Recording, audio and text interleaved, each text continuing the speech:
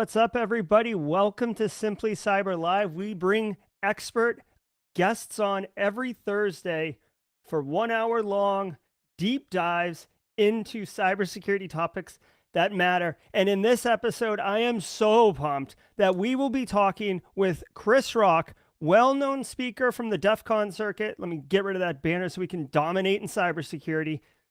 Well-known speaker, business executive, security researcher, and all-around great guy. He's also got an Australian accent, so some people find that really, interesting or compelling. So he's got one of those to boot. I'm very, very excited. The reason that I wanted to bring Chris on, besides all of the contributions he's made in the industry, is twofold. One, he is going to be speaking in just a few weeks at DEF CON, the third time he has spoken at DEF CON. And I have told you before, his talks are absolute appointment viewing. His talks included I Will Kill You, where he studied and discovered vulnerabilities in the procedural workflows of declaring someone dead and how you could actually exploit it for various financial benefits. He also had how to overthrow a government. I'm talking really outrageous, really not mind bending, but just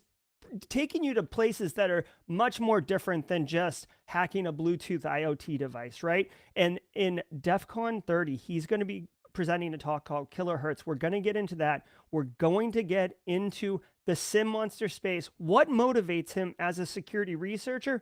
And if you are looking to break into cybersecurity or you have broken in, the next step is dominating in cybersecurity. And I'm telling you, this expert right here is the guy who's going to tell us how to do it. So let's get Chris in here. As always, people, feel free to drop questions in chat. We do have the chat in stream today because we want to have a lively episode. So don't be shy. Throw your questions in there. It's all about good times in here. Let's go get Chris.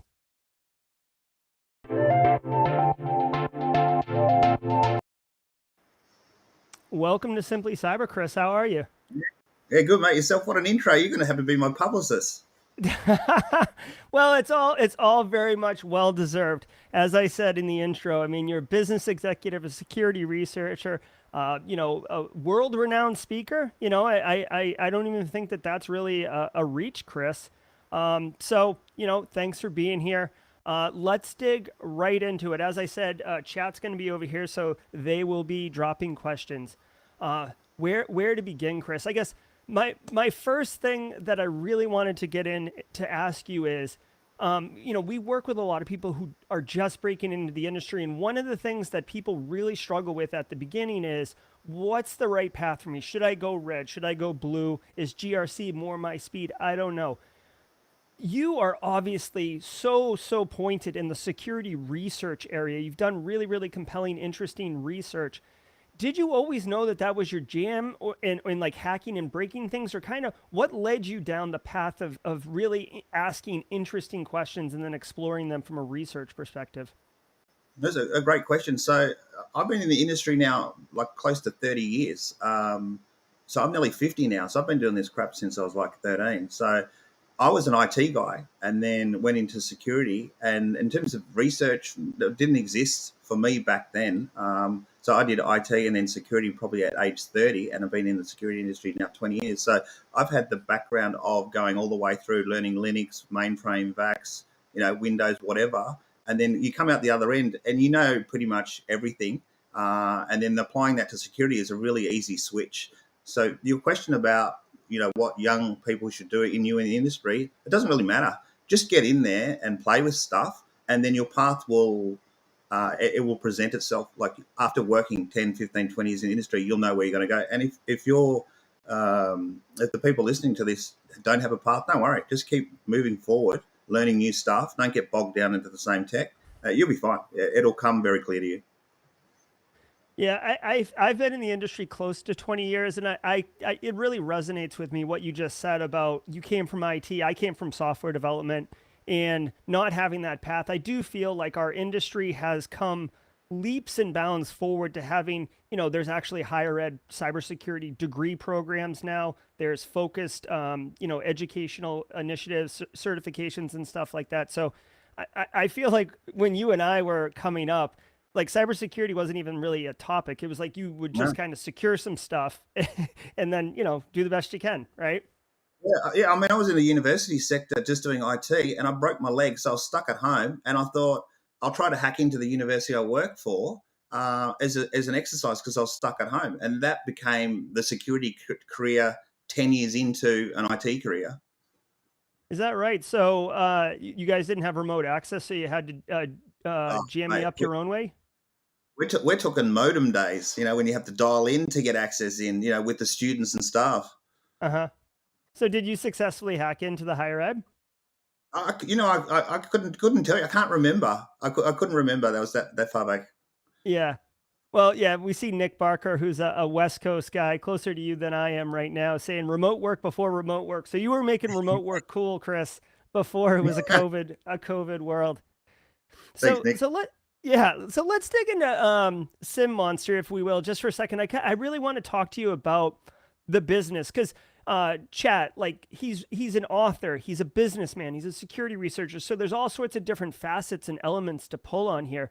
But two things. One, this is your business right here, SIEMonster, and just for chat, I'm a huge like logo and like visual impact guy, and I love this logo right here. What's the origin of this guy right here, Chris? So we we're a bunch of hackers. So we're pen testers by trade, and then one of our customers wanted a SIEM solution, and we took that casual, edgy mentality into the business. So when we set, and because all our staff members are hackers, penetration testers. So Mhm. the origin is we saw a cheesy monster called the SIEMonster from a TV show, and we brought him in and we just cleaned him up a little bit. And because it's in Australia, we pronounce it Seam, so it's become SIEMonster. And from a marketing perspective, we could do different monsters and stuff like that just to carry it through. Oh, that is very cool. So that's interesting. You said it's SIM as a service, right? I know with the Americans we say SIM, but it's a SIM as a service. But all of your staff is offensive security professionals. Yeah, How does that? all our staff are hackers. So all the ones that I work with in my previous company, I brought them on board to the team. We have developers, of course, outside of that, but the core consultants are pen testers. And so when you have to do things like diagnosing ports and stuff like that, it becomes really easy because all of them have had 20 years plus experience. That is really interesting. And so without going too much into it, like you're obviously the CISO of SIEMonster and the co-founder. So, are you working on like building a cybersecurity program and doing educational awareness for your staff? Like, are you doing like what type of CISO stuff are you doing, or is it been around so long that you've kind of got it on autopilot and just kind of doing the regular 250,000 mile maintenances? Yeah, it's pretty much so. As you know, with security, it never stops. So Mm-hmm. compliance is the big key. Training of staff, and also just getting on top of the compliance thing, especially with the auditors who want documentation. You hire this person from another country, show us their background check, and they're getting that material in front of an auditor and sitting in front of them. That's sort of like my day to day operation, and also from a business side, sales, tech meetings, and so management meetings and stuff like that. So, okay, well that's good because that can allow you to continue to do the security research. I know some people. Well, okay. So some people really kind of poo-poo on the GRC stuff. And Chris, you and I have talked some, but I don't know if we've ever talked. Like basically, my career came up on the GRC side. I've done blue, but by and large, it's mostly GRC. I feel like you're obviously came from IT, but it's very much on the red offensive side, kind of the sexy side, if you will. But as a CISO, that's like the top of the GRC pyramid, effectively, right? So Yeah. do you like as a question that Aiden asks, should someone working in GRC, kind of like you as a CISO, possess technical skills, and how would they be applied in GRC context? Well, it's just a great question. And just to correct you there, I did 10 years in the banking sector. So I was blue for 10 years as well. Oh, I didn't So, realize that. Yeah. yes, and the beauty of blue and red, working in blue first, is the shortcuts you used to take setting systems up. So when you then moved to red, you knew what drop down buttons you selected because it was easier. I mean, whether you're running IPSec or stuff like that, and there's a 30% overhead on IPSec, and some business will say it's too heavy, so we'll just drop IPSEC. So and then stuff becomes clear text. So you Yeah. know what decisions you made and what's going to hit a business going forward. But yeah, going back to your question, I think that the more technical, the better. I think that you can cut through the bullshit of vendors. You can cut through the bullshit of your own staff, and you can Mhm. actually put them on notice that you know exactly what you're talking about. There's nothing better than having a business head and a tech head together. I agree 100%. Being able, like at any level of GRC, not just the CISO, but like any level of GRC, there, I feel like engineers make assumptions about what the GRC staff's technical acumen is, and you might get some uh, like I don't know, like verbal soup that just sounds technical in order to kind of Right. like wave their hands and try to trick you as far as like something being in place or you know what I mean. And like 100%, you're calling it. Call BS on those individuals and say that's what are you talking about? Like what you just said doesn't make any sense. Like you can't, I don't know, reconfigure the vulnerability. Like you can't just take buzzwords and merge them together and then put it on the blockchain, right? Oh yeah, and you know what engineers like? They're the worst. They'll bullshit just to buy some more time, and you can if you can cut through that, yeah, it makes life a hell of a lot easier. You don't make a lot of friends, but yeah. Yeah. Kind of a big macro picture from Nick Barker. He's wondering, how do you feel about companies? You know, he names a particular company, but in general, teaching security focused coding. How does that make any difference in the overall landscape in actually reducing cyber risk, at the macro level? From a company point of view, I like the founder. I like the CEO of Secure Code Warrior. As a business, I think it's a great idea, like bringing the benchmark up. But from a hacker, it means jack shit. Because that's one way is getting secure, but there's another 300 that I'm going to get in somewhere else. So it just means that the low hanging fruit is somewhere else. Yeah, that's a great way to put it. I love it. I love it. So let's pivot a little bit. So I want to say, you've given these DEFCON talks, and your first one that you gave was "I Will Kill You," which, by the way, has like one of the best um, cover arts, if you will. It's like you holding a revolver, basically pointed. Now, a lot of people quickly point out that your finger's not on the trigger and it's not loaded, which I think makes sense because you're basically pointing it at a human with a camera. So, I appreciate the good practice of safety Yeah, there. yeah, we have gun safety in Australia, so we had to do all that sort of stuff before the cameraman would get in front of the film. Yeah, that's funny. But it is just like the title of the talk, "I Will Kill You." The graphical impact of that image is very grabbing and jarring. I mean, I feel like you were doing like YouTube, like title, thumbnail, click, high click through rates, the things that all the YouTubers talk about before it was cool, Chris. So applaud you on that. But Thanks. your talk was "I Will Kill You," and you basically spoke about how to basically put someone legally dead according to the law, and then also as like a bonus material. I feel like it was bonus material. You talked about how to birth someone effectively on paper, right? Not throwing your legs up in the stirrup and pushing a child out, but like how to on paper create someone.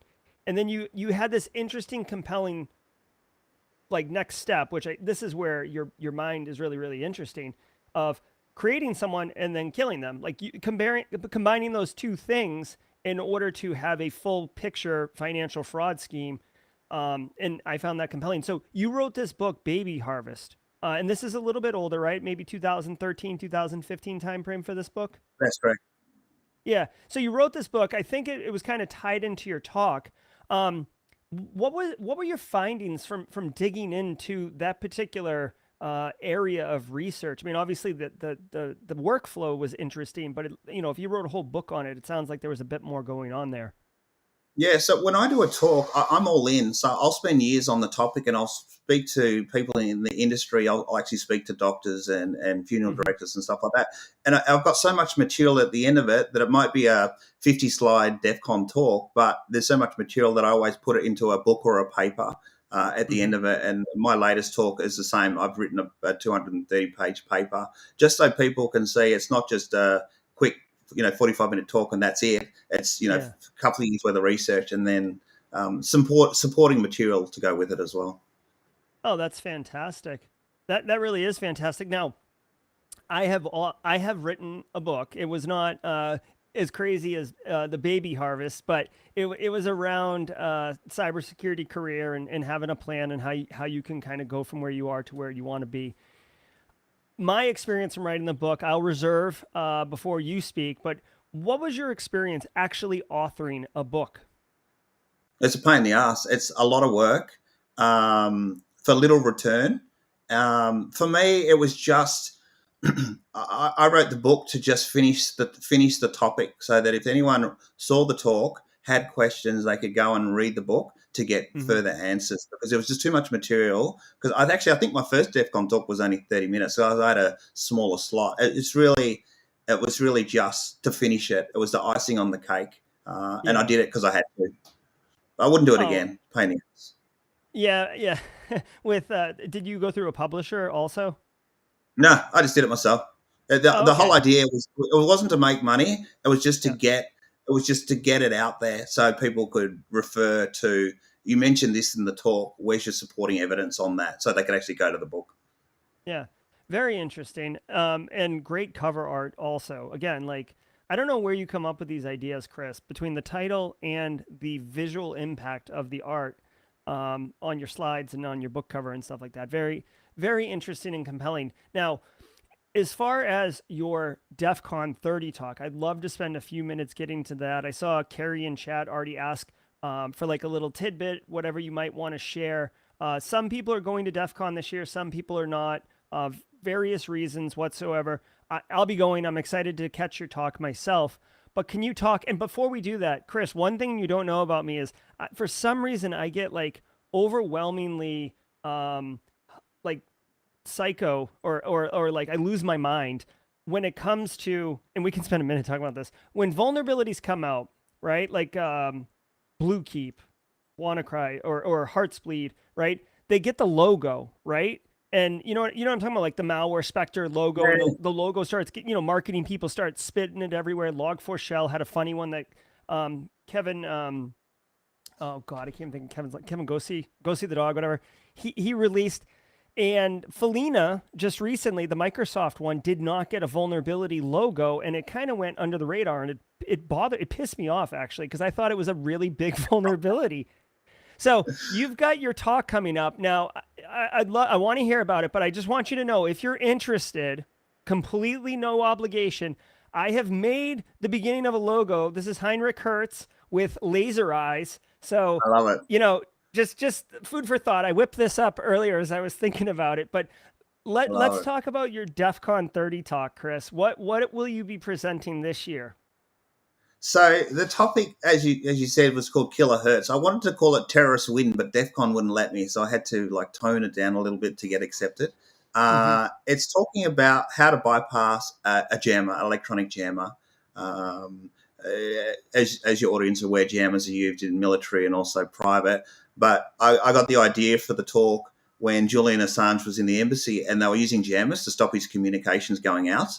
And so I then thought, oh, that's weird. I've never looked at jammers before, so I started researching jammers, how they work, how they operate, and then once I understood the concept of how they work, is how to get around it. Like, what are the holes in jammer technology? That really is interesting. So, did you procure hardware, like jamming hardware? Did you have to go through any legal loopholes or anything to, because I'm not sure what's military grade, what's consumer grade. Yeah, so there's different grades, there's military and consumer, and the answer to those questions is yes. So for me, and it's probably interesting for your audiences, I spend a lot of time with electrical engineers because I'm the IT security guy. I don't know everything. So I then had to branch out of my world and then contact experts. Like I did with my other talks, I spoke to Simon Mann, mercenary, for the baby harvest, funeral directors, doctors, midwives, the whole work. So for me, I probably spent about 2,000 man hours speaking to electrical engineers on how things work, how magnetic fields work, how E field, what's the difference between E field and magnetic field. And so I could then understand from a technical point of view how things work before I could even look at where the flaws are with that Hmm. technology. That's really interesting. So, like, I guess when do you decide you need to go to an external source of information versus self research? Like, okay, like let me look at these jammers, let me see it. Okay, I've got to go talk to someone else. What's the decision making process for you there? Once I always go outside my industry because, to be honest, Gerald, you know a lot of stuff. I know a lot of stuff. I'll speak to other people that know a lot of stuff, but they're all from the same background as me, as in our heads up our ass. It's always infosec, and it's not external people who are 10 times smarter than you and I, electrical engineers and stuff like that, Mm-hmm. who build antennas and things like that, who actually knows what who Hertz is, who knows who Charles Maxwell is, who knows the equations back to front. So if I find a topic when I've learned enough publicly or what information is available, I then go speak to an expert straight away. Okay, so I'm curious, like you almost have kind of that Michael Crichton approach to becoming as strong on a topic as possible, and then presenting your findings on it. Have you? I mean, every time you've done it with these three different talks, you've hit gold essentially. I mean, do you have an idea? Have you approached a security topic or an idea like jammers? Like, let me look at that and then see if I can find any bugs. Have you spent the time and effort and looked into something to have it not bear fruit? No, no. So, so Yeah, the answer is no. There's always a hole in everything, and it's just a mhm. matter of finding it. And the thing is, and I'll tell you why, is a lot of the work that I'm doing with my talk is about magnetic fields, near field communication. Now, if I said to you, Gerald, and hate to put you on the spot, what do you know about near field communication? And I'm assuming you're going to give me a basic answer. I'm hoping you're going to give me a basic answer that you Yeah, use it yeah. to get you use it to get into buildings, use it for banking, payment and all that sort of stuff. And then if Yep. I asked you, why is the range so small? Why is near field 1 to 5 centimeters? And what would be your answers to that? Sorry to put you on the spot. No, no, no. I mean, to me, the power, right? Because there's no Yeah, power source on the antenna, right? It has to get charged and pushed back, right? yeah, Which is limited. But I guess if you yep. amplify the power, you should be able to get a strong enough response, right? But maybe it gets Yeah, noisy if you. you're spot on. You're spot on. Our whole career, we've been told near field communication is great from 1 to 5 centimeters, and we use it every day. We're told it. That's not necessarily true. Like you just said, you've thought about it. Change the power. What if we change the wavelength? Instead of running at 13.56 megahertz, what if we changed it to 2 kilohertz? How big is that range at 2 kilohertz? And then all of a sudden, you start doing the maths equations for that, and all of a sudden, you've got a communication channel at 2 kilohertz where you can actually run comms at theoretically 75 kilometers, as in half the wavelength. So you can actually communicate by a magnetic field for long distances. Yeah, I mean, it really is interesting, and I'll tell you what. Like, as soon as you said change the wavelength, that's where I get off the bus because I understand kind of the conceptually like you power the antenna. I've studied RFID a little bit, but when you talk about the frequency and all that, it's like okay, like I need to Yeah. call in an expert right now because now you're in a space I'm not in. Well, and that's fine. And a lot of my slides on this Defcon talk is exactly that. I'm going to dumb it down Hmm. at the same way that electrical engineers dumbed it down to me. So start off with the basics. How does an antenna work? And you know how an antenna works basically, but what happens before it becomes a wave? So when you go from something leaving an antenna to generate a wave, for those who are on the talk today, like a garage door, the actual wave that opens the garage door. But what happens between your finger when you press the button to the short distance after you press the button? It's not a wave at that point. It's forming a Mm. wave. And that before it forms a wave is near field. And that's when I'm going to get into and explain the difference between near field and far field communication. Yeah. And I hope folks understand now, if you didn't know Chris before, I hope this part of the conversation is informing you on why I I really, really enjoy your talks and your research, Chris, because it's just it's interesting and it's like nuanced and it's very I don't want to call it counterculture, but it's just not the same thing over and over. You know what I mean? Like people kind of swap out what the product is that they're breaking into, but it's a lock, it's a Bluetooth, it's a what So I think it's wildly interesting. And another thing, I don't know if you've looked at this at all, but it makes me think of the Bluetooth because Bluetooth is kind of seen as a personal area network PAN protocol, But a couple years ago, there was that famous YouTube video of the blue rifle or whatever, where they were like pulling someone's contacts from a mile away. And I always wondered, I get that you could push to the phone. I don't understand how the phone could communicate back. And I don't know if this is in the same vein of the research that you did. Did Bluetooth come up and kind of is it similar in that way, or did it not really come up? No, no, it didn't come up. I'm to be for those who are watching. I'm focusing on the wavelengths that are really low. I'm talking about VLF, very low frequency, Mm-hmm. ULF, ELF, all those frequencies that you don't really consider when you're talking about communications. Like that's the military stuff. You know what I mean? Like that's that sort of area. So Mm-hmm. I'm covering things that need large antennas. But the problem is I don't want to use a large antenna. So how can I communicate on these wavelengths using no antenna? Yeah, very interesting. So I guess, covert communications using, mediums that are present but not really utilized is the thesis of your talk, right? Essentially. Correct. Yeah, spot on. Yeah, It's essentially using the Earth as an antenna and communicating over distance. using the Earth as an antenna. Yeah, Okay. Yeah, I mean, I can't think of a larger antenna than the planet. yeah, I mean, the exactly. Eiffel Tower is pretty good, but it's got nothing on Earth. Yeah, exactly. Oh, all right. So this talk even got better. Yeah, guys, appointment viewing. If you're at DEF CON, when is it, Chris? It's Friday, right? 6:30? Yeah, Friday at 6 p.m. just before the party start. Okay. Oh, I wonder. That's perfect, right? That's perfect. Perfect. Everybody. I love an afternoon time slot. I hate a morning slot. For my overthrow government, I had a 9 a.m. time slot, and half the audience were asleep because man, they hadn't even gone to bed yet. Yeah, exactly. Yeah, DEF CON. Yeah, DEF CON's different than Black Hat, no doubt. Um, so, Chris, what I know that it based on what you said, it sounds like when you pick a research topic like this one, you go all in and it consumes you. I'm kind of curious, since you'll be presenting. It's kind of like you're almost completed with that research. What other type of research are you looking at, or any other projects or anything? Like, I'm curious. What type of other things you're researching. Yeah, look, the start of your sentence was spot on. I am 100% hyper focused on the topic that I'm giving now, and I can't Hmm. put it to bed until it's finished and presented.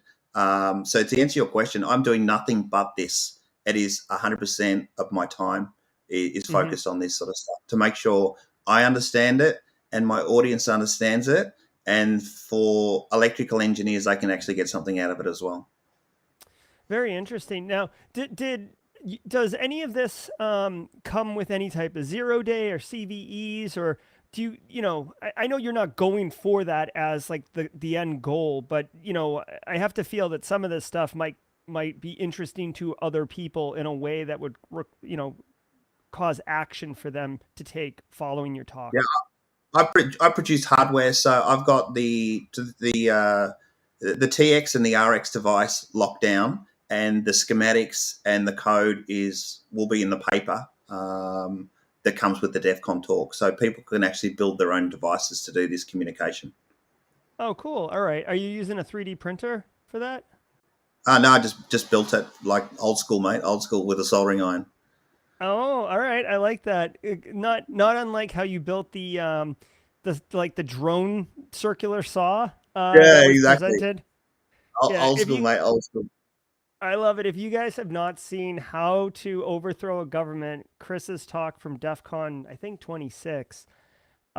There's one segment where he has to destroy a power substation, and he chooses to do it with a circular saw attached to a drone that he built, and it's quite compelling. It's very out there. It looks like a battle bot, but like one that was not authorized in any capacity to operate. Oh, and look, it's great to see, like, in Ukraine now, where they're using things like that now to drop bombs and stuff like that. It's like, what we foresaw years ago is now happening. Yeah, I love it. So Chris, let's pivot the topic here. The title of the talk was "Dominating in Cybersecurity," and you've been around a very long time.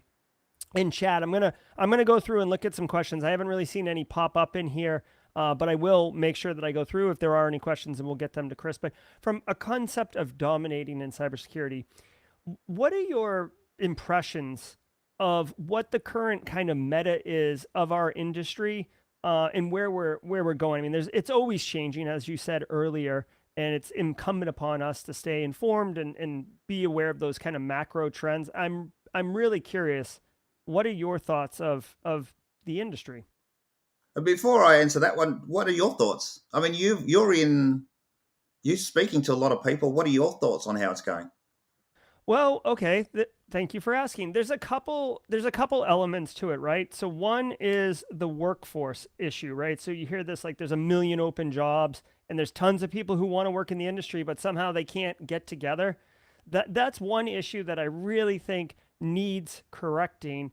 And I honestly think, there's three things you can do to develop yourself, in a way of employment. Okay, certifications, higher education, and practical skill development. And right now, and I've got multiple degrees, Chris. Like I was all in on higher ed, and right now I feel that practical skills are the trump card, right? Like it's if you can sit down at a keyboard and you can deliver value today to a CISO or to a program or to a business, that has incredible value. I don't care if you dropped out of high school, but you are awesome at SIEMonster. Like get in here, like let's get you paid and everything like that.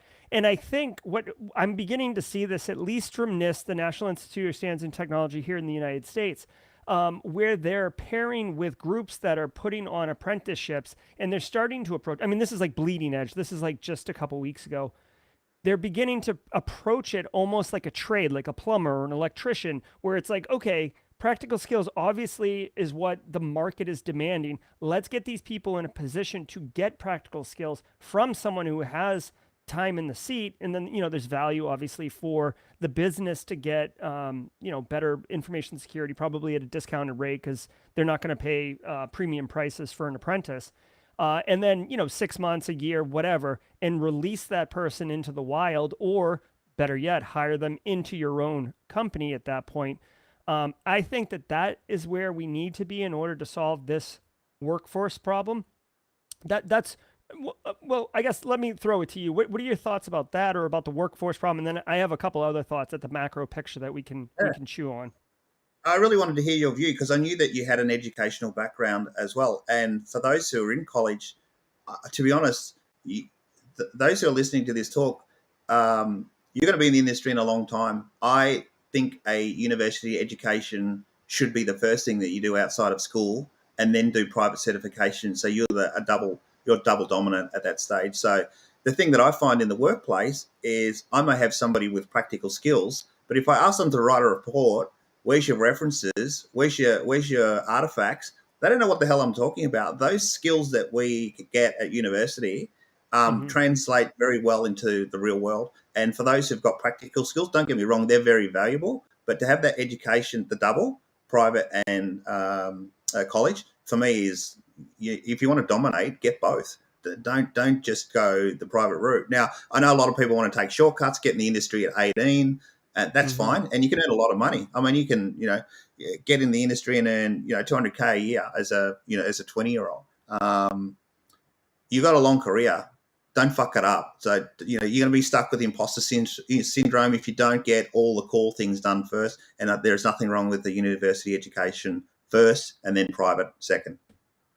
I agree 100%. And that's why I never will say I wasted my time, I wasted my money on the higher education path that I took, because I agree with you. The way I like to think about it is that high school dropout, right? That is really good at SOC analyst, or is really good at bug bounty or web app pen testing, right? If you think of like the collection of skills, let's say that there's only 5 skills that individuals need to be great professionals, and you treat it like a hexagon or pentagon spider graph, right? With the closer to the center is less skill, on the outside is more skill. That pen tester who dropped out is wicked good at pen testing. That spike is all the way over here, but all of the other things are kind of lower. Whereas someone who goes to university, you do kind of interact with other people from different cultures, different mindsets, different thought processes. You get exposed to some other topics, some other concepts that would be not really in your purview or interest if you were just going to Correct. focus on the things you liked all the time, and that expands you as an individual, and it gives you experience that's not hands-on keyboard experience. It gives you like life experience that allows you to empathize with other individuals. So you don't walk up to someone who is having a tough time on the keyboard, and you're not like move Carl, you know what I mean? Like it's like you have a little bit more empathy and you can understand. And then if you're doing like awareness training or CISO type work, you can understand the business side and realize that they don't really care about the nuts and bolts, the zeros and ones. They care about objectives, outcomes, results, and impact of certain things, and you can do the job better. So I guess it is a really interesting asterisk to put next to it.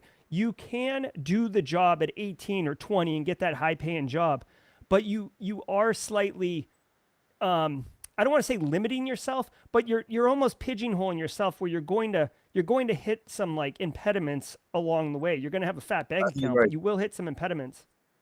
I agree. And the thing is, you don't have to follow a set pattern either. If you're like if you're in a family situation where you have to go out to work at 18 and you're in the industry and you're earning good money or even average money, you can go to uni later. Like you can go to college at age 30 if you want to. It doesn't have to be a set order. So do get some money in the bank, and Mm-hmm. then your work will pay for university or college. And the second thing is, like you said about university, have you ever gone into a university bookshop and looked at other course material? That shit will blow your mind. It's like, where the hell have these books been in all my life when you look at electronics or biology? I mean, the shit you get on Amazon is not the shit you get in a university bookshop. Like, you start seeing, like you said, what other people study, and you're going, holy fuck, there's some smart people out there, and I have never seen any of this crap before. And if you go straight into security, pen testing, or Mm-hmm. forensics, you're not going to see that side. So, look, I'm not dissing going straight into the industry, but have both, and then you're unstoppable. Yeah, you're 100% right too about your employer paying for it. Well, and that's I don't know what it's like in Australia, Chris, but one of the big pain points right now in the United States. In fact, there's a lot of political turmoil associated with a lot of unhappy people. Is just the cost to go to a 4-year college, get the degree. Students are coming out 200 grand in debt, especially in our industry where you have the degree, but you lack some of the practical experiences if you didn't do the extracurricular stuff while you were at university. So you come out with 200 grand in debt and you don't have any job leads, and you're ending up having to take a job you don't really want that's not even in cyber. And people are upset about that. It's like, why is it so expensive? It's not correlating. So 100% with you right there. There's a lot of different ways, even doing like they call it the reserves here, or the National Guard. I don't know what they have in Australia, but you can kind of quasi join the military and get access to educational benefits that will pay for stuff like that. So different options, but I guess the key takeaway is you don't have to take a traditional path. You don't have to turn 18, go to a 4-year school. Yeah, there's options, right? Hack the Yeah, career, right? Basically. exactly. I mean, when I left school at 18, I went into the workforce straight away. I actually went into university, failed the first. I actually failed uni 4 times, as in I did not want to do computer programming as a course. So I flunked out 4 times, like from 18, 19, 20, 21, 22. I dropped out, like, and then I went into the workforce. Then I went to uni later on. So the timing's got to be right for you too as a person. I mean, after you've done 13 years of schooling, from a 5-year-old to an 18, do you want to do schooling or do you want to break? You can have a 12-year break if you want to go back to uni later on.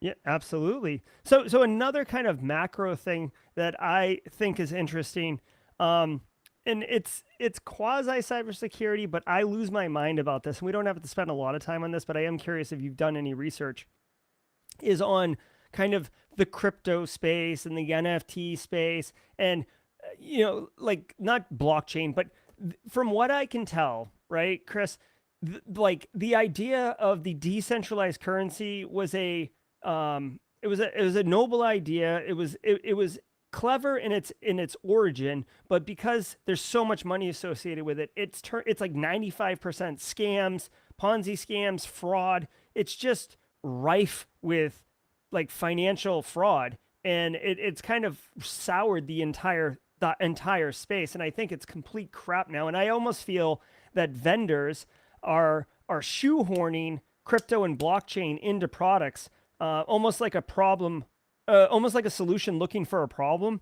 And it's just, I've got a big problem with that. I know it's very not exactly cybersecurity per se, but I am kind of curious on your thoughts. Like I said, we don't have to spend a lot of time on that, but I get all Yeah, frothed up about it. I can see that. Yeah, bud.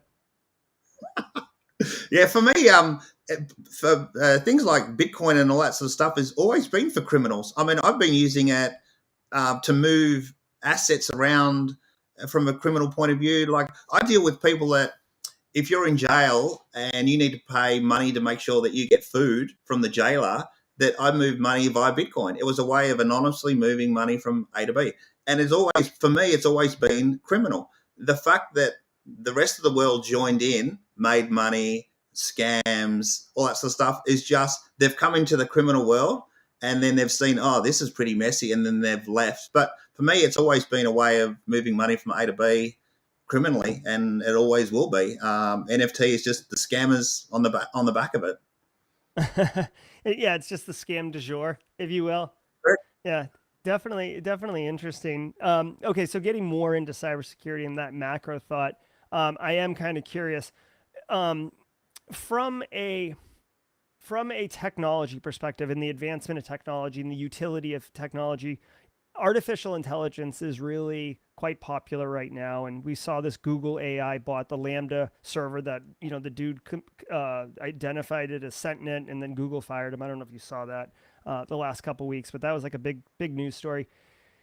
I honestly think that there is application for AI in the information security space, and really in a space that really aligns with you, Chris, in the SOC analyst role, where AI and machine learning can be used to help with detection engineering and, kind of take care of some of the repetitive, regular low hanging fruit stuff, and see some compelling patterns that a human might not quickly see, or somebody who's not a seasoned 15-year, 20-year tier 3 analyst wouldn't be able to see.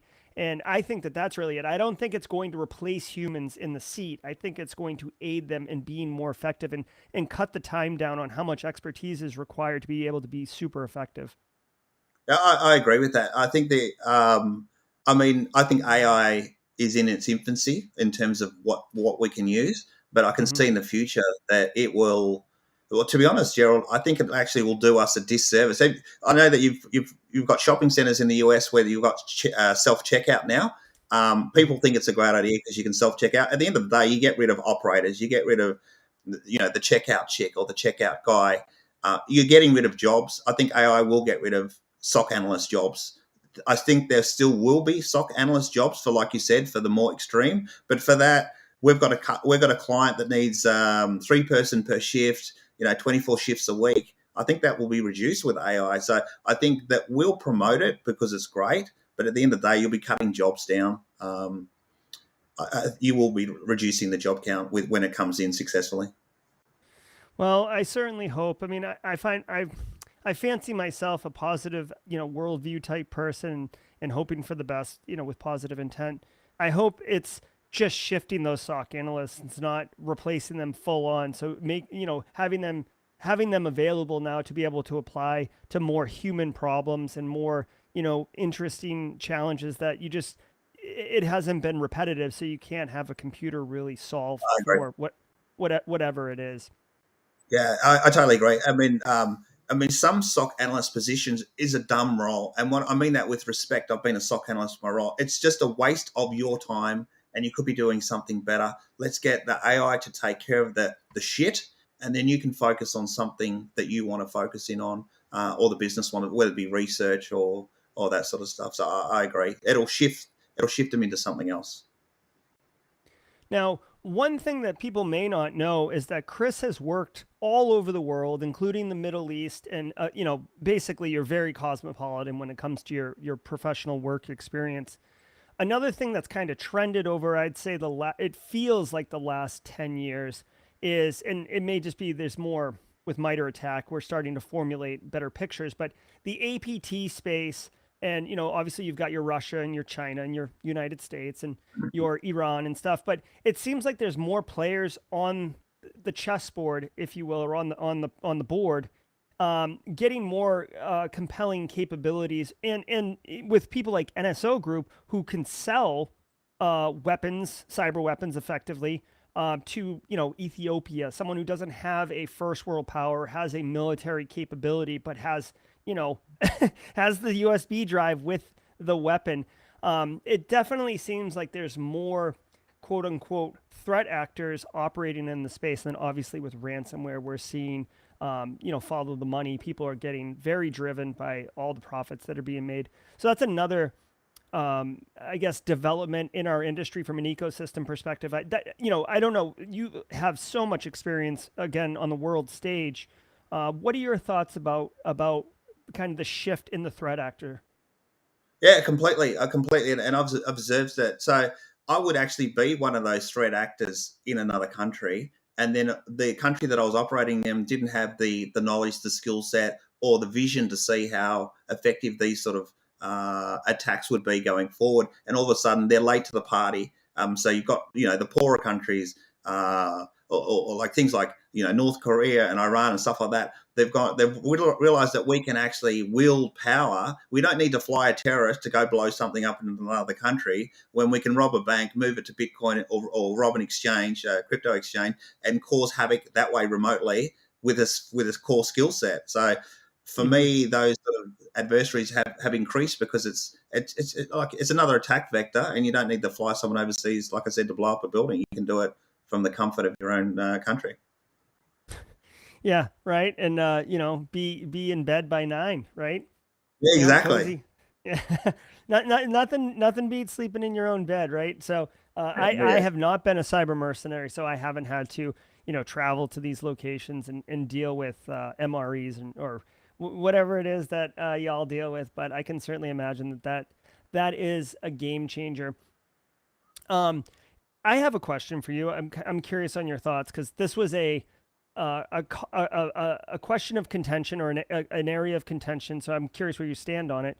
So early March, Russia invades Ukraine as it was seen, and President Zelensky of Ukraine openly called for citizens of the world to join the Ukrainian IT army, basically crowdsourcing um, a cyber capability from anyone that wanted to be involved. And then they were using things like Twitter and Telegram to push out targets of interest or objectives, and then basically waiting to see if a group of people would attack that. Now, my understanding is that Zelensky took this approach because he wasn't getting nation to nation kind of support in a way that in his back against the wall. So this was an option. What are your thoughts about that particular approach, good or bad, and maybe the implications of what that could be? It's a great question. It's a very deep question. I mean, my first thought, the dumb thought, would be you're up against Russia. You'll do whatever the fuck you need to do. Like fuck the rest of the world. If I need operators from other countries to assist me, I'll do whatever the fuck. It's not like if he does nothing, he's gone. I mean, as soon as Russia Mm-hmm. invades, he's dead. So you'll do whatever you need to do. Now, where it gets interesting and the deeper question is if ISIS did the call or Afghanistan made the call and then I went over or I did my digital stuff, I'm a terrorist. But if an American goes over and helps Ukrainian, whether it be digitally or on the ground, he's a fucking hero. So, white guy, good, Muslim, bad. Like, it's a very deep question. And in terms of our American or Australian culture, as long as you're on the Christian side, you'll be fine. But if you go, on the Muslim side, you're fucked. You know what I mean? It's as simple as that. It's a very deep question. Um, and to answer it briefly, he did what he had to do, and I would have done the exact same thing. I assume you would have done the same thing. In terms of a world order, in terms of courts and all that sort of stuff, it's pretty messy. Mm-hmm. For me to then start doing criminal activity against Russia and stuff like that, you're on the other side of that stage. So you've crossed the line. Yes, I agree 100%. And that's actually why, I don't know if you noticed I said it, but I'm a proud American, right? Like I'm not, anti-establishment or anything like that. But I always do when I talk about APTs, I don't just say Russia, China, North Korea, which is like a common thing in the United Yeah. States. I do say the United States because, depending on your perspective, we are an APT. We are certainly advanced. We certainly have a capability that can do very complicated espionage very quietly, as we saw with the Vault 7 leaks and Eternal Blue, which, ultimately got weaponized into WannaCry quite effectively. So we right, like I'm part of the we on this one, right? Like the NSA, Yeah. have those capabilities. So I always do include that, but you're 100% right. It really depends on who's writing the history, essentially, Correct. right? Retrospectively. And I agree that Zelensky did what he had to do. When your back's against the wall, you're prone to go for those Hail Marys, if you will, if that's the only option in your playbook. I did have some concerns. I was on the position of it's a good idea, but you're calling out to the world for help, and the people who are responding, you have no idea. Two things. One, the efficacy of their ability to actually impact in a meaningful way. And then two, I mean, Russia's very good at misinformation, disinformation. It would be nothing for them to create another Twitter account and call it whatever, like, glory to Ukraine at twitter.com or whatever, and then start feeding Ukrainian assets and objectives into the pipeline and basically turning that capability against itself. I mean, I don't know if they did that or didn't do that, but to me, I'm nobody, and I figured that out in like 5 seconds. I'm like, there's no way to validate the source of the request, right? It's like a blind Ah, communication. completely. And you said the right word. You said efficacy. So if I'm asked to do a job and that involves robbing a bank, I'm not going to clean out the bank and give it all to the Ukrainian prime minister or president. There's going to be some for you and there's going to be some for me. Like, I ain't doing this for free. Like any mercenary, Yeah. the first place you walk through in town is the bank, and just to fill up. So there is no efficacy. You're asking for criminals, you're going to get criminals. And so then Hmm. you've got to expect the same in return. Exactly. And I also felt that a lot of the individuals, like Just Ben kind of mentioned it in chat here, you can see in the comments. I feel like a lot of the people who would be compelled to respond without really thinking through the implications of the decision they're making would be that, 14, 15 to 25-year-old individual who is kind of operating YOLO and like, this is cool, like, not really thinking through the decision, right? More thinking about like the impact or the ability to do it and it be cool, and somehow it's, legal because I've been asked by the president of Ukraine to do Yeah. XYZ. And like I said, because he's white and it's from a Christian Orthodox country, then you can get away with it. But if I went to Syria with the same viewpoint, I'm fucked. As soon as I come back home, I ain't getting home. Yeah, no, you would be in trouble, obviously. So let me ask you, Chris, because you do identify, it's the first sentence in your profile in multiple places, is that you're a cyber mercenary. You actually just mentioned it a moment ago. As a cyber mercenary, the first thing you do is walk by the bank.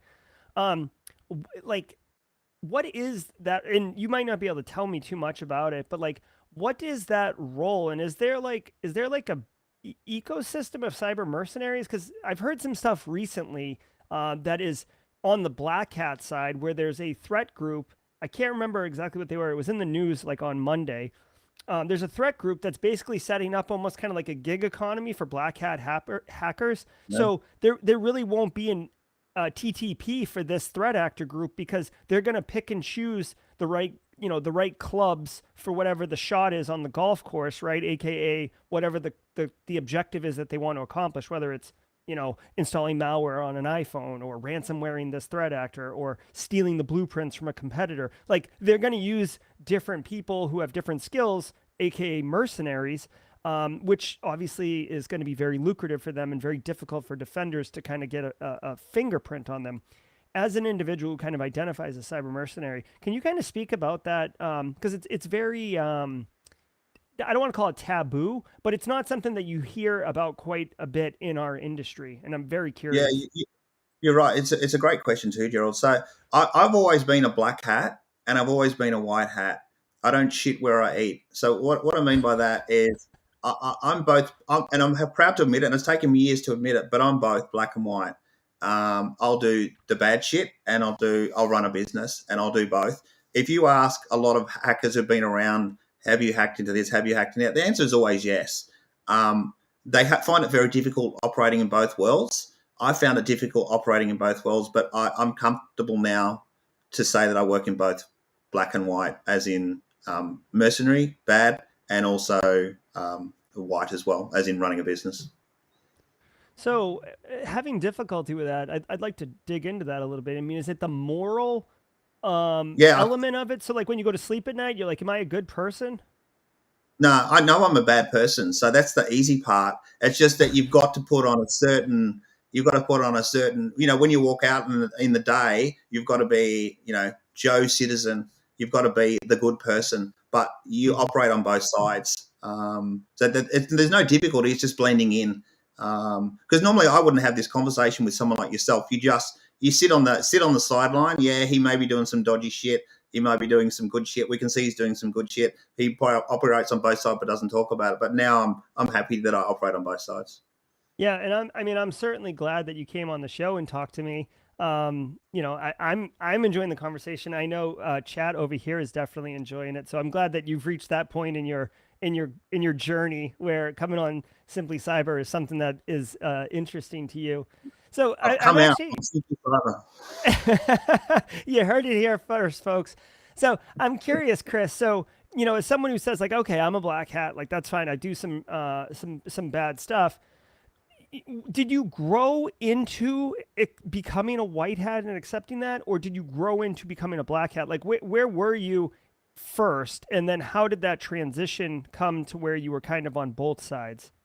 I was always a black hat. Like I was always hacking from a young kid, and then you're pushed into getting a career as a white hat. So you then operate on the white hat. Don't get me wrong, I enjoy being a white hat, defending banks and all that sort of stuff. But there's also doing a pen test is great. Writing a report is shit. Or you can just hack without the report and do what you've been asked to do. So I like both sides. Yes. Yeah. Actually, I was as I was researching for the show, I came across a blog article on Medium. If you Google Chris Rock, it'll be one of the first comes up about your talk around overthrowing a government. And the blog post answered it. But let me just tell you, Chris, and you've probably heard this from other people. And let me tell you, Chat. I was in the audience when you gave that talk. I was actually sitting in the front row. You were probably looking at a sea of 4,000 people. So yeah, I blended in, but I was one of the ones who was awake, Chris. Okay. So after the talk was over, I turned to my buddy Jacob, who was sitting right next to me, and we looked at each other dumbfounded. And we said, did he actually do this? Because in the talk, you're talking about you need to get into the bank accounts, you need to get into the news media outlets, you need to plant stories, plant bribe payments. But you're showing screenshots of the inside of the bank account, of inside the ISP with like the C panel. And we were just looking at each other like, how the like what? And it Arab Spring happened. That prime minister or whatever the title is, the parliament title or whatever that they have over there, he got ousted, right? So it seemed very compelling. Now the blog article went into it a little bit, but you're talking about being able to break into stuff. Like you were doing this work, and I don't. It sounded like you didn't have to write a report on that particular engagement. Correct. It was essentially, Chris, you say you're a great hacker. Show us how great you are. And then I got, carte blanche of what can you hack into in this country? And then I just hacked into as much crap as I could within a 4-week period. And then I had all the evidence of what I could do about it. Yes, absolutely. Yeah, it was really cool. And again, this gets into that really interesting nuance of who's asking you and does that make it okay, right? Because clearly Kuwait wasn't asking you to break into Kuwait, right? Like I can't imagine that. Exactly. And I might have a government ask me to do a piece of work, and then I've been asked as a mercenary or paid individuals of another country to do something. Now, it may be legal in that country, and I will do what I'm requested to do. So, legal, not legal, whatever, who gives a shit? But it's just, for me, it's just a job. I've been asked to do something, do it. Simple as that. I love it. And just to kind of put a fine point on this, Joel Belton, longtime Simply Cyber community member, says, Chris, you don't get smacked by Will Smith. You put the smack down on his victims. I love it. Chris, just kind of a fun talk. Like, how is it frustrating, or does it not matter because you live in Australia, having the same name as a A-list celebrity who's got international acclaim? Is that ever a problem, or is it a pain in the ass, or Nah. just a whatever? It's just a whatever. It's essentially, people look at me and say, "Oh, you're not the real Chris Rock," or make a joke, which is completely fine. But it's not a hindrance. It's not a benefit. It's just a bit of fun. Yeah. And what it does do, it relaxes the subject too. So I find that if I'm going through customs or something like that, it softens them, which is to my benefit as well. Yeah, actually, I could see that as like a social engineering tactic in totally. order to. It's awesome. It's awesome. So no sock puppets for Chris Rock. He's riding dirty with his own name. I love it.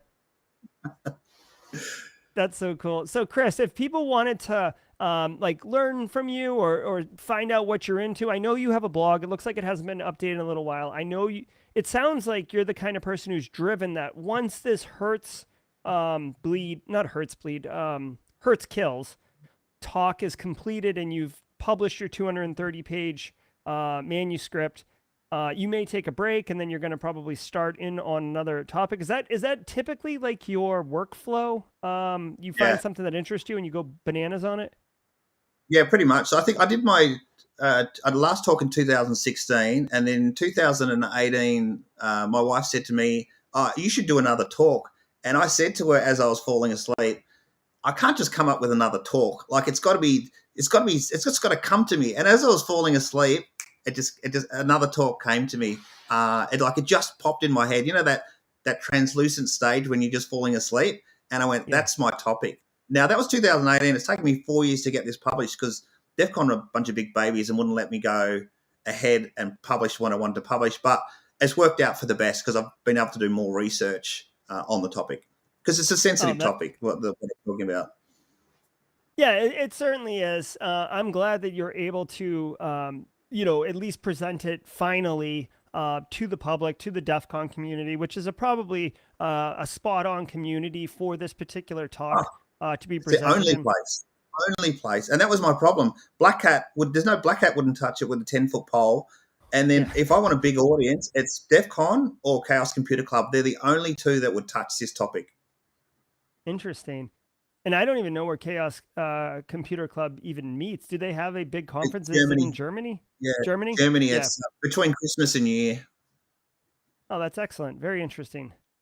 Cool. Well, I'm glad that you're going to be presenting at DEF CON because not only will I be in Vegas and get to see it in person, but I don't know if Chaos Computer Club does this, but DEF CON publishes their talks publicly following the event and stuff like that, so people can consume it who weren't able to attend and be in person and stuff like that. So it's definitely a good conference, a good organization, and a good medium for your research to be properly presented and consumed by a wide audience. So I'm super pumped. So yeah, absolutely. Chris, any final thoughts before my dogs lose their mind over here? Any final thoughts for us today before we wrap the show?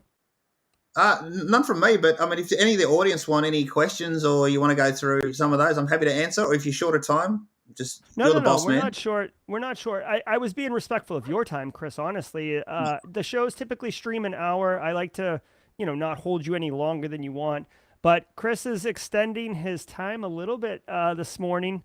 Well, it's this morning where Chris is. So if you guys have questions for Chris, anything's on the table. Black hat, white hat, his research, SIEMonster, the fact that they say SIEM in Australia versus SIM. We'll go from there. Oh, I will tell you while questions queue up, Chris, I went to New Zealand for some work back in, 2014. Doesn't matter. And I got off the plane. I was like starving. And they speak English, but they have different terms and different words. And I tried to ask the guy at the hotel, where can I get food? Because it was like 10 o'clock at night. No restaurants are open. And he was telling me like basically go to the gas station next door. They might have some food. Now, in America, like the only thing they have at gas stations is maybe like the Rolly hot dogs thing or whatever. But he was telling me the garage, like it's basically garage, and he was Yeah, saying that yeah. his gay rage, and I like after like I don't know asking him to repeat himself like 5 times, I just said forget it, and I just went to bed. I was so pissed, and like it took me. Like I figured it out later as I was going to bed, like, oh, he was saying the garage. Like I don't even know what that means. And then I figured it out the next day. Bloody So Kiwis. yeah, yeah. So even English isn't my strong suit, I guess. A couple questions here from chat. Joel Belton, being open about your black hat experience get you into trouble with your white hat type work? Great question, No, Joel. no. But people expect it in my industry. They want the edge. I've got no issues at all in the white hat industry with the black. Interesting. Very cool. Jess Bishop has a good question. Are you banned anywhere? Like, is there anywhere in the world that you would not want to go for various reasons? I'll never go back to the Middle East. Put it that way. Okay. There you go. Chris Weaver wants to know if Chris Rock's your actual name or if it's a sock puppet No, just set up so you can have that social engineering. it's one of my fake babies that I created. So I'll kill it off at the right time, and I'll be Will Smith in a few years' time. Awesome. How do you stay out of trouble? Being openly black hat. It's what I do. It's all I do. If you get into trouble, you're fucked up. So don't fuck up. Yeah. There is a certain like adrenaline. Were you in the military, Chris, ever? Nope. Nope. There is a certain adrenaline dump associated with this line of work and like the edginess of the risk, right? Like I mean that's why Point Break. I don't know if they had Point Break in Australia, but that's why that movie, that was the compulsion of the movie, right? Was that adrenaline rush. It wasn't about robbing the bank. It was about, But not getting do you caught. do you remember where the last wave was, where Patrick Swayze bit the dust? Was it Australia? Yes, yeah, Torquay, Australia. And that's a real location, I assume. Yeah, Big yeah, waves. it's a couple of 100K for me. Oh, that's cool. Do you surf, Chris? No, no. Look at my Oh, skin, okay. mate. I get moon burnt. Oh, I love it. Okay, our Jeebus wants to know over on Twitch, are there any areas off limits in the Merc life? No, zero. So when you see the movies about, I won't touch this, I won't touch that, nothing's off limit. It's free game. Very cool. I guess you make your own rules, right? Like you're basically the boss of you. Oh yeah, yeah, completely. I love it. I'm trying to see here. Couple people chats going back into people going like our talk around higher ed versus not having higher ed. Oh my God, Kimberly's losing it on your moon burn. Yeah. Oh, okay. So I'm actually kind of curious, Chris. Do you like movies? Do you watch movies with some Oh, all the frequency? time. I love them. Love them. Any particular like hacker scene that like roast your butt or stands out in your memory as like okay like that's ridiculous or anything like that Uh, that stands out? yeah, look, I mean, if I was a doctor and I watched Doctor House, you'd say, what a load of shit. And I think with hackers, we do the same thing with every time we see any hacker footage. I think for me, it was when I was watching CSI when the two idiots were on the computer together. And for me, it's like, what the fuck are you idiots doing typing on the same keyboard? Like you're coding separately with half a keyboard each. Like, what the fuck is going on here? Which editor allowed that to happen? And I'll tell you what, when I did my I Will Kill You, and some people asked me advice about a show they were going to do for deaths, and I said, I gave them this what will work and what won't work. And they said, "Oh, that won't fit the script. We're going to put it in anyway." It's like, well, fuck you. Go fuck yourself. Do whatever you want. Yeah, why'd you even bother me, right? Just so Yeah, you put won't my bother. name down. Make it up. Fucking Hollywood. Yeah, I will say that I do appreciate Mr. Robot. I didn't watch the entire run of the show, but they did have maybe Sammy Kamkar. Like they had someone of note who was the kind of technical director around the hacks specifically used in Mr. Robot to assure that they would all be legitimate hacks and the way he executed them would be proper. I thought that was Go They ahead. did, except one big fuck up. And one big fuck up was when they thought they had to get every idiot together to get their two-factor authentication to get into everyone's bank account. When I saw that scene where they had to get everyone who had a bank account in the same area to get that 2FA, I'm thinking, which fucking moron approved that? Because if you've ever robbed a bank before, I don't need your two-factor authentication, Gerald, to take out your bank service fee. If I'm in charge of the bank, I can take out my $2.50 per month whenever the fuck I like. Why do I need all these dickheads together to get their 2FA? If I can hack the bank. When I saw that scene, I thought, which fucking hacker approved that shit? That's awesome. That's awesome. You probably they probably were like, it doesn't fit the script. We're gonna do it. Right, It's like the right. executives want it. Chris Weaver's got a question here. Asking about, is there any difference with recent changes to the network layer this year for you? And I'm curious, I'm assuming that she's talking about the OSI layer, and I don't know anything about this, but I just heard yesterday that there's like a new TCP replacement called Quick, QUIC. Have you heard or seen this yet? I don't know anything about it other than the acronym. Yeah, so Christian's probably got a good question, but I'm the wrong person to ask because I always have my head up my ass and I can only talk about radio frequency stuff in this 4-year period. So if you're going to ask me about any new shit, I fucking don't know anything about it because I'm hyper focused and I don't know anything about that area. I'll have to learn, but it's something I know nothing about. Just Ben wants to know if you'll be writing a screenplay about your life for a movie.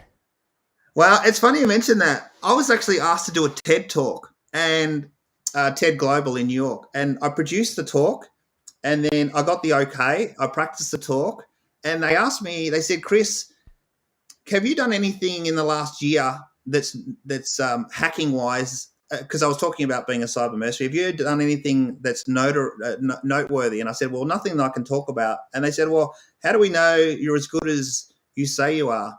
So then I went out and hacked everyone at TED and then showed them that I could hack everyone in TED, and they weren't impressed with that. So I have no longer doing a TED talk. So then maybe if someone's game enough. That's funny. Yeah, you're like, huh? Huh? Look at these. Look at these reports. No, you guys So they don't weren't like that? impressed. Ah, Just Ben wants to know if you've done anything that keeps you up at night. That's a good question. And if so, you may not be able to talk about it, which is totally understandable.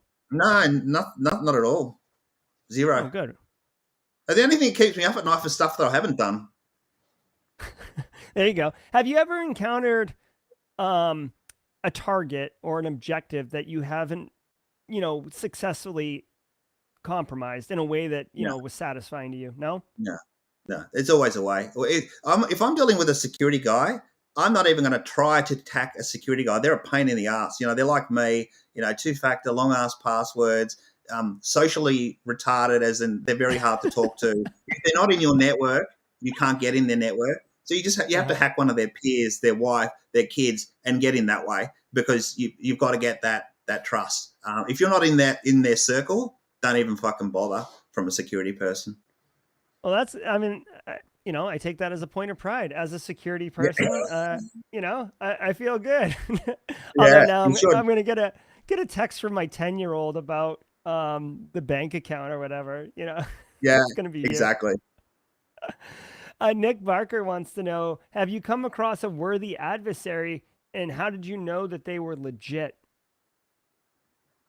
No, I haven't. Nothing. No adversary that was worth, any extra time spent on them. So no mini bosses, no final hack boss scene in your No, movie? unfortunately not. To be honest, hacking's really easy. I mean, your audience will know if they're doing jobs. It's pretty fucking easy. It's just a matter of how many holes are in a target. So, I mean, if you only find one hole in a target, there's something going wrong with your life. You know what I mean? There's so many ways to get in. Oh, that's funny. This is a great question from Chris. Is social engineering the weakest point for 99% of everyone? Like, Yes. I mean, is this Yes, the way you approach it? exactly right. I mean, we talk about getting access to someone's phone number and then rerouting that phone number to you. If you can get in there, half your two-factor authentication problem goes away. Like I did with my talk in 2015, you could actually kill somebody off, then own their assets, and then you own them, and then you can shut down their bank accounts and get their money that way. So social engineering is the god, only because we trust it. You go into a bank, show your ID, the operator creates a bank account for you, and then all this internal nonsense goes on in the background about creating a bank account, loan approval, shit like that. Once you get in that front door, you can do whatever the hell you like. That's good to know, and it makes a total sense. Um, okay, so real quick, Jess Ben wants to know if you're a Jedi and he wants to be your Padawan. So definitely inspiring people, Chris, today in chat. I'm curious, when you have a objective, right? Like, okay, so Chris, I have an objective, and I'm going to hire you as a cyber mercenary. Like, the goal is to get into this account, or to, or to get the blueprints from my competitor. When you are like, okay, like, let's rock and roll, during that initial music montage where you're like doing all of your prep work and stuff, right? What is your approach? I mean, do you work backwards? Do you look forwards? Do you follow kind of the traditional Lockheed Martin kill chain, or is that just rubbish? I'm kind of Yeah, no, curious what a real, yeah, go ahead.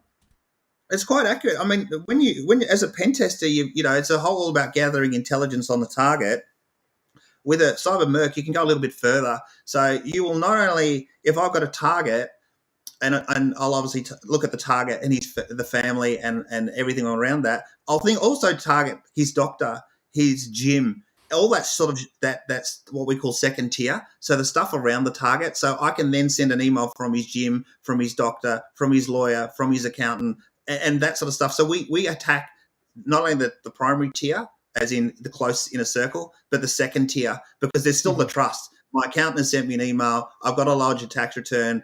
Click on this link, do this, do that sort of stuff. So we look at them as just different tiers of getting into that network. So to answer your question, it's very similar to pen testing, but we get the luxury of going a little bit further. As in, we can hack. For example, if I was going to hack you, Gerald, I would look at you, your network, and your outer network. Then might hack 100 people before I even look at hacking you. But I'll hack your whole circle first, and then you're my last target. Oh yeah, that is interesting, and I think what I'm hearing. Again, I'm not I've never really professionally worked in the red space.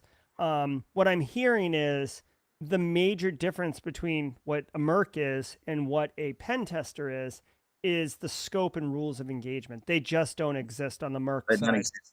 They don't exist. Exactly right. They don't exist, and you can. And the beauty is because the scope doesn't exist, it can be a wide scope. So I can hack your child's school and send an email from there. Whatever gets me into your brain as a trusted source.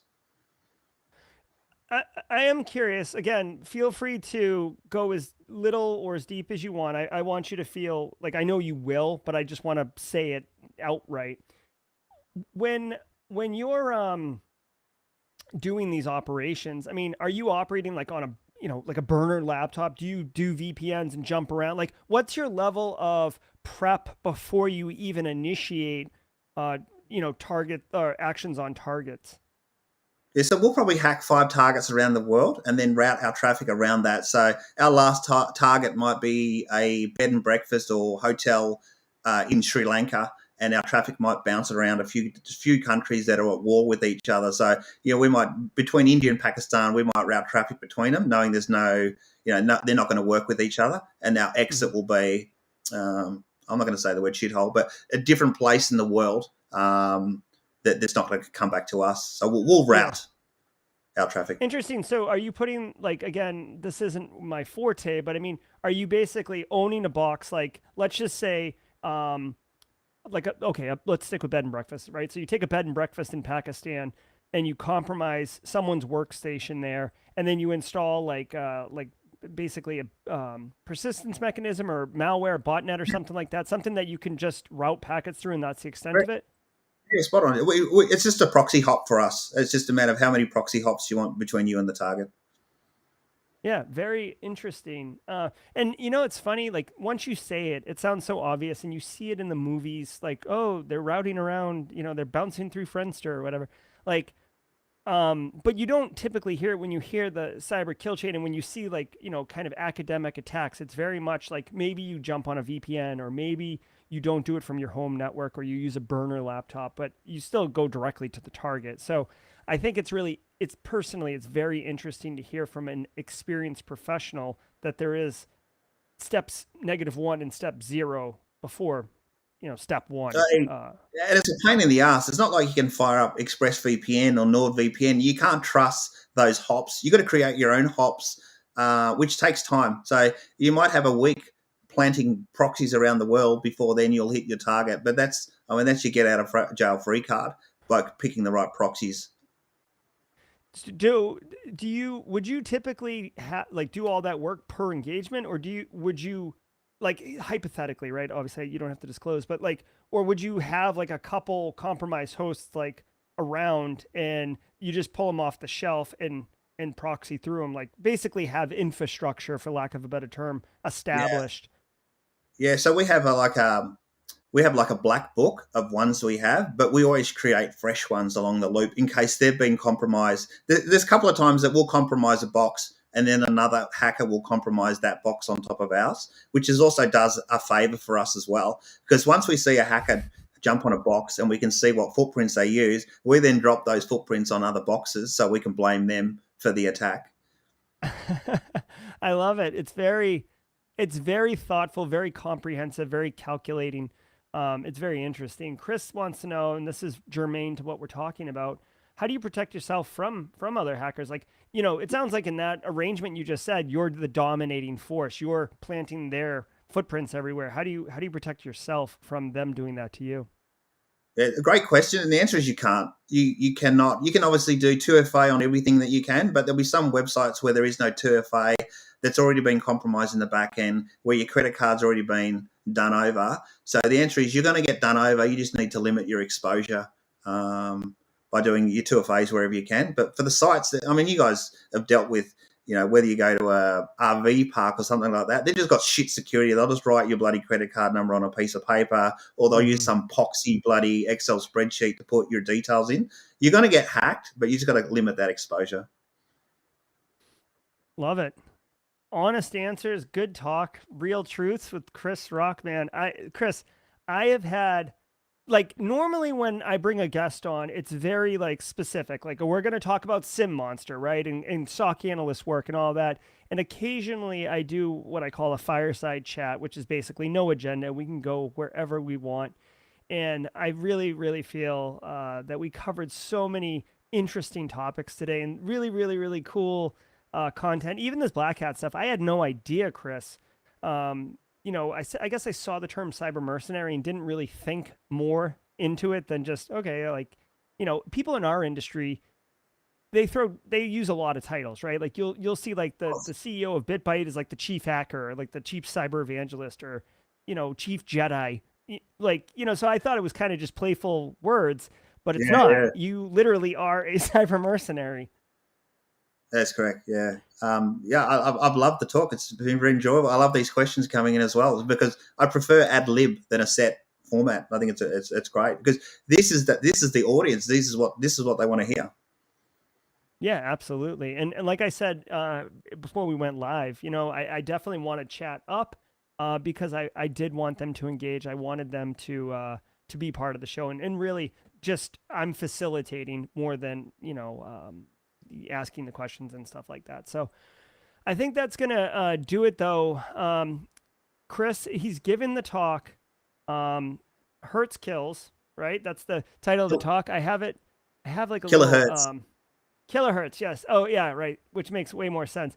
Killerhertz. This is his talk. The little write up. This is on the Defcon forums. You can see his little the abstract, if you will, of what it is. There will be a demo. There will be a tool. Sounds like Chris is going to be providing schematics for you to produce your own hardware if that's something that you're into.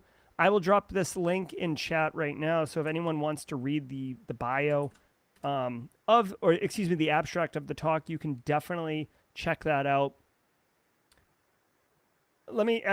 Chris, let me just tease one thing. Like I said, guys, really quickly, we are going to be wrapping the show, but just a reminder, tomorrow morning at 8 a.m., we will be doing the daily cyber threat briefing. It's basically a 45-minute show of the top cyber news stories of the day. I feel like it pales in comparison to the crazy, interesting stuff that Chris is working on, but it is important. Threat intelligence is important. Chris, I don't know if you do know this, but every single morning at 8 a.m., I go live with very little prep work, and we just consume 6 cyber stories of the day, like whatever's happening. And I watch it. oh, do you? I didn't realize Yeah, that. I love I you, knew mate. you watched some of it, but I didn't realize you Yeah. were. Well, there you go, Chris Rock, member of the Simply Cyber community. Thanks, Chris. I'm really, really appreciative I should be that you thanking you. consume that. I should be Well, thanking you. You give me bite-sized info that I don't have to go and find. You're on my Twitter feed. I can just go, bang, YouTube, done. oh, wow. Well, that's quite flattering. Definitely made my day. Thank you, Chris, for that. All right, guys. Great questions today for Chris. Great stream. I will make, well, Base, one of the mods, Base Case, wonderful individual. He will be making this broadcast available in audio format on the Simply Cyber podcast. So if you'd prefer to consume it that way or share it with your friends that way, definitely going to work. I hope to see those of you in Vegas who will be there at Chris's talk on Friday at 6 p.m., right before the parties. It's going to be, like I said, appointment viewing. I'll be honest with you, Chris. I hope I can get in. Like some of those Defcon talks, the fire marshal, it's like you can only have a couple thousand people in the seat. I feel like because this is your third talk and people are really, really aware of how awesome your talks are and how well researched they are, that it's going to be lots of people lining up. I might even have to just like get there early to assure that I get a good seat. But you'll see my smiling face. Yeah, you're my brother, mate. I'll save you a seat. All right. Well, thanks so much, Chris. All right, everybody. Thank you for being here. Thank you for your time. Chris, thanks for running long with us. Great questions from chat, everybody. We will see you all tomorrow at 8 a.m. Be good, everybody. Thank you so much. Cheers.